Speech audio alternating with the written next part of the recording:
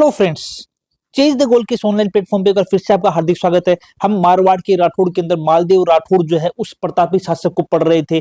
हमने पिछली क्लास के अंदर जैता और कुंपा की वीरता को पढ़ी कि किस प्रकार से गिरी सुमेल के युद्ध के अंदर मालदेव के द्वारा अपनी सेना को वापस जोधपुर ले जाने के उपरांत भी शेरशाह सूरी की सेना के छक्के छुड़ाने वाली वो वीर जैता और कुंपा हैं, जिन्होंने क्या किया, जिन्होंने एक बार यह कंडीशन ला दी, एक बार जो है वो शेरशाह सूरी की सेना की यह दुर्दशा कर दी कि शेरशाह सूरी को भी सोचना पड़ा कि एक मुट्ठी बाजरे के लिए कहीं मैं पूरे हिंदुस्तान की बादशाहत तो नहीं खो दूंगा। लेकिन भला हो वो तो जलाल खां का कि जिसने क्या किया, जिसने शेरशाह सूरी की मदद की। एक अंतिम सेना की टुकड़ी जो थी, उस अंतिम सेना की टुकड़ी को ला करके शेरशाह सूरी को उस युद्ध के अंदर, गिर सुमेर के युद्ध के अंदर पराजित होने से बचा लिया। लेकिन फिर हमने आपको यह भी बताया कि कालिंजर युद्ध के दौरान तोप के फटने के कारण से 1545 ईस्वी के अंदर उड़ीसा के अंदर कालिंजर दुर्ग था, वहां पर शेरशाह सूरी की मृत्यु हो जाती है। और शेरशाह सूरी की मृत्यु होने के बाद मालदेव जो है वो क्या करता है, मालदेव दोबारा से अधिकार कर लेता है। किसके ऊपर? मालदेव दोबारा से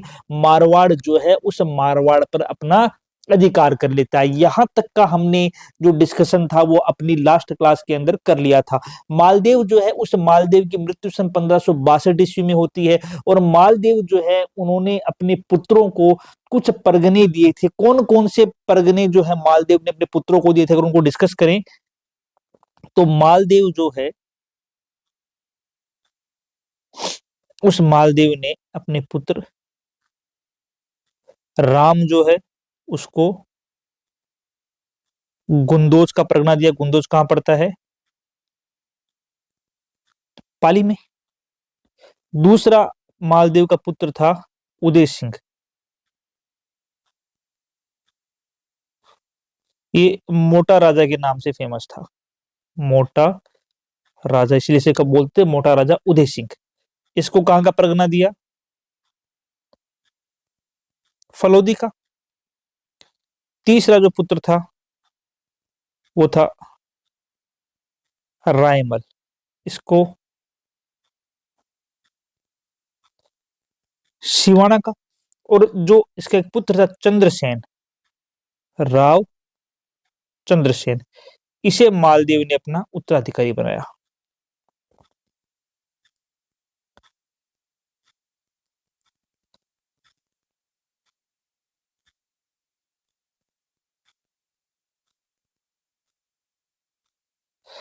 तो मालदेव के कितने पुत्र? मालदेव के 4 पुत्र। पहला राम, राम जो था वो मालदेव का बड़ा पुत्र था। लेकिन मालदेव जो है उस मालदेव के ऊपर अपनी जो झाला रानी स्वरूप दे था उसका अधिक प्रभाव था। और उसके कहने पर ही उसने क्या किया, राम जो था उस राम को राज्य से निकलवा दिया था। ठीक है। तो बाद में जो राम, इसका मालदेव का तीसरा पुत्र था जिसका नाम राव चंद्रसेन था, वह राव चंद्रसेन उसी झाला रानी स्वरूप दे का छोटा पुत्र था। और उसको राजगद्दी जो है वो मालदेव ने अपनी झाला रानी स्वरूप दे के कहने पर दी थी। तो मालदेव का बड़ा पुत्र राम था, उसे गुंदोज पाली का परगना मिला। मालदेव का दूसरा पुत्र उदय सिंह मोटा राजा, जिसे फलोदी का परगना दिया गया। रायमल को सिवाना का परगना दिया गया। और राव चंद्रसेन जो है, उन राव चंद्रसेन को मालदेव ने अपना उत्तराधिकारी घोषित किया। और मारवाड़ की गद्दी पर काबिज जो शासक हुआ मालदेव के बाद में, वो कौन था? वो राव चंद्रसेन था। तो राव चंद्रसेन जो है ये गद्दी पर बैठते हैं। राव चंद्रसेन क्या है, गद्दी पर बैठते हैं सन 1562 में। और ये 1581 ईस्वी तक क्या होते हैं, गद्दी पर रहते हैं। गद्दी पर किसे बैठाया गया? गद्दी पर बैठाया गया अब राव चंद्रसेन को। जब राव चंद्रसेन को गद्दी पर बैठाया गया तो राव चंद्रसेन के गद्दी पर बैठने से उसके भाई जो थे उससे नाराज हो गए। राम जो था चूंकि बड़ा भाई था तो एक तरीके से राम का ही गद्दी पर अधिकार था। लेकिन पिताजी मालदेव ने क्या किया, पिताजी मालदेव ने अपनी जो रानी थी उसके प्रभाव में आकर के अपने छोटे पुत्र को गद्दी पर बैठा दिया। मालदेव का तीसरा पुत्र जिसका नाम राव चंद्रसेन था उसे गद्दी पर बैठा दिया। ये बात बड़े भाई जो है, वो बड़े भाई इस बात को नहीं पचा पा रहे थे। और उन्होंने क्या किया, उन्होंने जिन्होंने राव चंद्रसेन जो थे, उन राव चंद्रसेन के खिलाफ क्या कर दिया, विद्रोह कर दिया। कैसे विद्रोह किया? विद्रोह करने में राम जो था, ये राम किसके पास चला गया?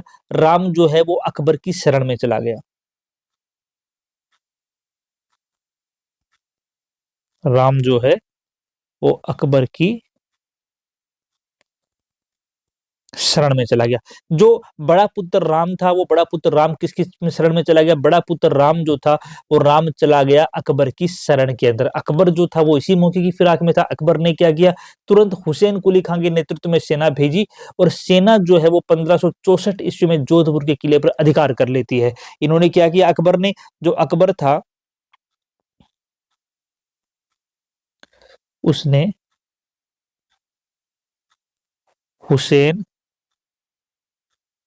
कुली खां के नेतृत्व में सेना भेजी। उसने क्या किया? अकबर ने हुसैन कुली खां जो था, उस हुसैन कुली खां के नेतृत्व में सेना भेजी। सेना पहुंचती है कहां पर? सेना पहुंचती है जोधपुर। सन 1564 ईस्वी की घटना है। और सेना जोधपुर पहुंच करके इस जोधपुर पर क्या कर लेती है? इस जोधपुर पर अधिकार कर लेती है। इस पर किसका अधिकार हो जाता है? इस पर अब अकबर का अधिकार हो जाता है। ठीक है। सेना कहां पहुंची? सेना पहुंची जोधपुर के ऊपर। और जोधपुर पहुंचने पर यहां पर किसका अधिकार हो गया? अब यहां पर अकबर जो है वो अकबर का अधिकार हो गया। जो राव चंद्रसेन थे वो राव चंद्रसेन यहां से निकल जाते हैं। राव चंद्रसेन जो थे वो जोधपुर से निकल जाते हैं और जोधपुर से निकल कहां चले जाते हैं? ये चले जाते हैं भादराजू।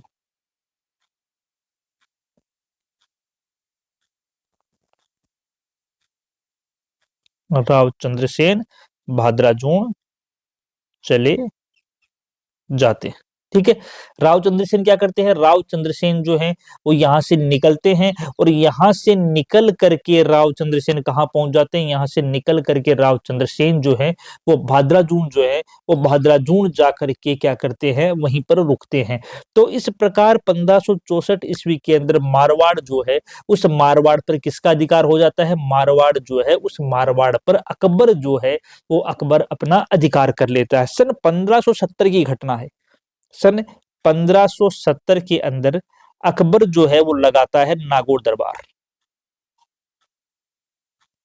अकबर का नागौर दरबार सन 1570 जो है, उस 1570 के अंदर अकबर जो है वो लगाता है नागौर दरबार। अकबर का नागौर दरबार लगाने का जो उद्देश्य था वो अकाल राहत कार्य हेतु था। अकबर ने इसी बात को प्रचारित किया कि मैं अकाल राहत कार्य के लिए क्या कर रहा हूँ? नागौर दरबार लगा रहा हूँ। और अकबर ने इसके तहत नागौर दुर्ग में एक तालाब भी बनवाया जिसका नाम उसने शुक्र तालाब रखा। अकबर ने क्या किया? नागौर दुर्ग में तालाब बनवाया, उसका नाम उसने क्या रखा? शुक्र तालाब। ठीक है। तो अकबर ने जो नागौर दरबार लगाया था वो नागौर दरबार यह प्रचारित करके लगाया कि मैं अकाल राहत कार्य करना चाहता हूं। लेकिन अकबर का वास्तविक उद्देश्य क्या था? वास्तविक उद्देश्य अकबर का था कि मैं किस प्रकार से राजाओं को अपने अधीन कर सकता हूं। और ये मेरा एक शक्ति प्रदर्शन है कि जो जो राजा नागौर दरबार में आएंगे वो मेरे अधीन माने जाएंगे और जो नहीं आएंगे उनसे मेरा सीधा टकराव होगा। तो इस उद्देश्य से अकबर ने क्या किया? इस उद्देश्य के साथ ही अकबर जो है उस अकबर के द्वारा अपना नागौर दरबार जो था वो नागौर दरबार वहां पर लगाया गया था। इस नागौर दरबार में और यह जो नागौर दरबार था ये किसकी सहायता से लगाया था? इसने आमेर के राजा भारमल की सहायता से लगाया था। इसमें इसकी सहायता किसने की थी? आमेर के भारमल ने दरबार लगाने में अकबर की सहायता की थी। तो अकबर की सहायता किसने की? अकबर की सहायता जो की वो किसने की थी? अकबर की सहायता करने का काम किया था आपके भारमल जो थे, जो आमेर के शासक थे। उन्होंने इस नागौर दरबार लगाने में क्या किया था? अकबर का साथ दिया था, अकबर की सहायता की थी। इस नागौर दरबार के अंदर कौन कौन शासक आए थे? तो इस नागौर दरबार के अंदर बीकानेर से राव कल्याणमल और उसका पुत्र राय सिंह, बीकानेर से कौन आया? बीकानेर जो है वो बीकानेर से राव कल्याणमल और उसका पुत्र राय सिंह पहुंचे, पहला। दूसरा, बूंदी से कौन आया? बूंदी और रणथंभौर जो है, जो हाड़ौती क्षेत्र है, वहां से कौन आया? वहां से आया आपका सूरजनहाड़ा।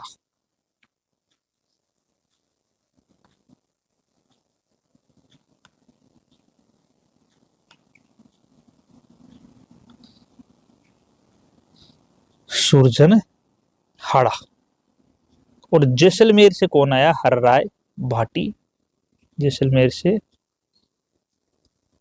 हर्राय भाटी। जैसलमेर से कौन पहुंचा? जैसलमेर से पहुंचा था हरराय भाटी। ठीक है। इसके अलावा जो राव चंद्रसेन थे, जो राम था और उदय सिंह था, तीनों भी यहाँ पर पहुंचे थे मारवाड़ से अपनी स्थिति को सुधारने के लिए। जो राव चंद्रसेन थे, जो राम था बड़ा पुत्र मालदेव का, और जो उदय सिंह था जिसको मोटा राजा उदय सिंह बोलते हैं, वो उदय सिंह भी कहाँ गया था? उदय सिंह भी नागौर दरबार जो है उस नागौर दरबार में गया था। तो इस नागौर दरबार के अंदर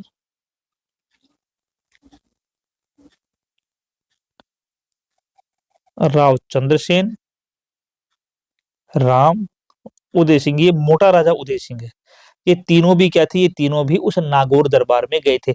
लेकिन राव चंद्रसेन ने जब वहां जाकर देखा कि नागौर दरबार किसी प्रकार के अकाल राहत कार्य के कारण से लगने वाला दरबार नहीं है, बल्कि ये तो एक दासता स्वीकार करने वाला दरबार है जहां पर अकबर अपनी अधीनता स्वीकार करवा रहा है राजाओं को, तो चंद्रसेन जो है वो चंद्रसेन अकबर के इस व्यवहार को देखकर वहां से नाराज होकर के कहां चले जाते हैं? वापस आ जाते हैं। कहां पर? भादराजून में। भादराजून कहां पड़ता है? जालोर में पड़ता है। तो ये वापस कहां आ जाते हैं? ये वापस भादराजून चले जाते हैं। जब यह पूरा वृतांत हुआ और अकबर को पता चला, तो अकबर ने क्या किया? अकबर ने राव कल्याणमल के छोटे पुत्र राय सिंह जो है, उस राय सिंह को जोधपुर का अधिकारी नियुक्त कर दिया, और राव चंद्रसेन को दबाने के लिए अकबर ने अपनी सेना कहां भेजी? भाद्राजून भेजी। तो अकबर ने क्या किया? जब अकबर को ये पूरा का पूरा घटनाक्रम पता चला कि राव चंद्रसेन जो थे, वो राव चंद्रसेन जो थे वो यहाँ पर नागौर दरबार के अंदर आए थे, लेकिन नागौर दरबार में अधीनता स्वीकार करने की बजाय कहाँ चले गए? वापस ये चले गए भाद्राजून। तो इस बात से अकबर बहुत नाराज हुआ, और अकबर ने क्या किया? अकबर ने जो राव कल्याणमल का पुत्र राय सिंह था, उस राय सिंह को क्या किया? उस राय सिंह को उसने जोधपुर का अधिकारी नियुक्त कर दिया। इसने क्या किया? राय सिंह को जोधपुर का अधिकारी नियुक्त कर दिया।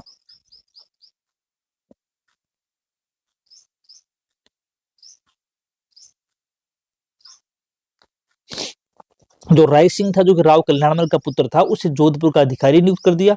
और राव चंद्रसेन जो हैं, उस राव चंद्रसेन को पकड़ने के लिए सन 1574 ईस्वी में जलाल खां के नेतृत्व के अंदर सेना भेजी। क्या किया इन्होंने? अगले पेज भी देख लेते हैं। राव चंद्रसेन कहाँ बैठे हैं?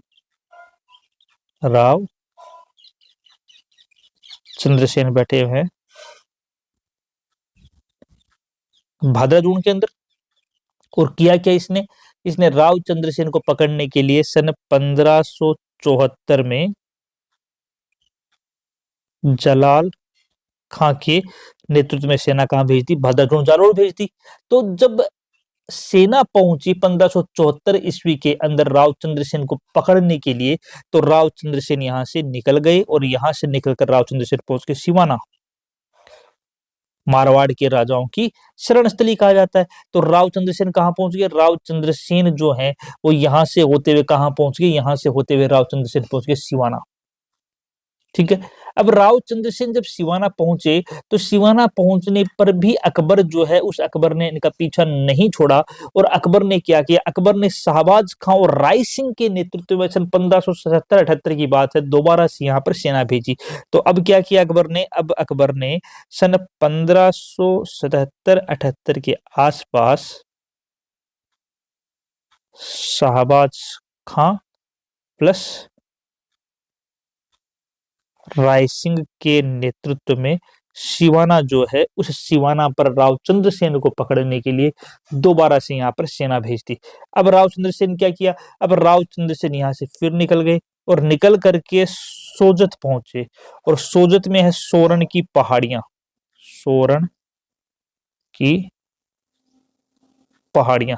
सोजत जो है, उस सोजत के अंदर सोरण की पहाड़ियां थी, उन सोरण की पहाड़ियों में चले जाते हैं। तो राव चंद्रसेन जो है, उस राव चंद्रसेन के ऊपर अपना अधिकार करने के लिए अकबर के द्वारा क्रमशः हुसैन कुली खां, जलाल खां, शाहबाज खां और राय सिंह, इनको 4 व्यक्तियों को सेना के साथ भेजा गया था कि राव चंद्रसेन जो हैं, उन राव चंद्रसेन को आपको क्या करना है, राव चंद्रसेन को गिरफ्तार करना। लेकिन राव चंद्रसेन जो हैं, वो अपने अंतिम दिनों के अंदर पहुंच गए सोजत पाली, और वहां की सोरण की पहाड़ियां जो है, उन सोरण की पहाड़ियों के अंदर ही राव चंद्रसेन जो है, उन राव चंद्रसेन का 1581 के तहत देहांत हो जाता है। राव चंद्रसेन का 1581 में देहावसान हो जाता है। राव चंद्रसेन का क्या हो जाता है, राव चंद्रसेन का 1581 ईस्वी के अंदर उन्हीं सोरण पहाड़ियों के अंदर सोजत पाली के अंदर क्या हो जाता है, देहावसान हो जाता है, जहां पर राव चंद्रसेन की समाधि क्या हुई है, वो बनी हुई है। घोड़े पर सवार प्रतिमा उनकी वहां देखोगे तो आप, तो राव चंद्रसेन जो है, अगर राव चंद्रसेन को देखा जाए तो राव चंद्रसेन को हम प्रताप का अग्रगामी भी कह सकते हैं। क्यों? क्योंकि जिस प्रकार महाराणा प्रताप ने कभी भी अकबर की दास्तां को अधीन नहीं किया, महाराणा प्रताप ने कभी भी अकबर की दास्तां को स्वीकार नहीं किया, सिमिलर तरीके से, समान तरीके से जो राव चंद्रसेन थे, उन्होंने भी कभी अकबर की दास्तां को स्वीकार नहीं किया। अपने अंतिम समय तक राव चंद्रसेन जो हैं, वो अकबर की अधीनता को स्वीकार नहीं किए जाने के कारण से इन्हें प्रताप का अग्रगामी, इन्हें मारवाड़ का प्रताप, इन्हें भूला बिसरा राजा या इन्हें विस्मृत नायक की संज्ञा भी दी जाती है। मुनोत नैनसी ने the forgotten hero of Marwar जो है, इस नाम से पुकारा है। तो राव चंद्रसेन को क्या क्या संज्ञा दी गई है? जो राव चंद्रसेन है,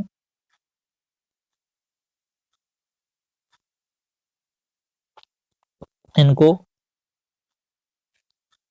मारवाड़ का प्रताप कहा गया है, इनको प्रताप का अग्रगामी कहा गया है, इनको विस्मृत नायक कहा गया है, इनको भूला